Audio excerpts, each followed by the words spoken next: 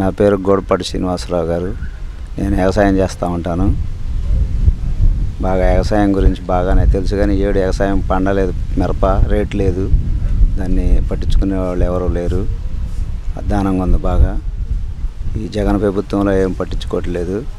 మిరగాయలు కొనకుండా వెళ్ళిపోతుంది మొత్తం. కాలువలు సరిలేవు, డ్యాములు పట్టించుకోవట్లేదు.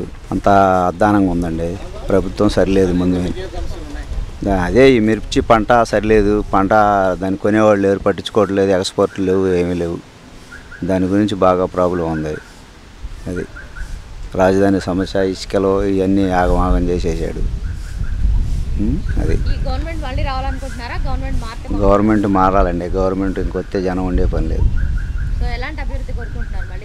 మేము చంద్రబాబు కావాలని కోరుకుంటున్నాం. చంద్రబాబు వస్తే బాగానే ఉంటుంది అనుకుంటున్నాం. రాజధాని ప్రాబ్లం లేకుండా పోద్ది అనుకుంటున్నాం. అది ఇద్దరు పోటీ. మేమైతే శ్రవణ్ కుమార్ గారికే చేస్తున్నామండి.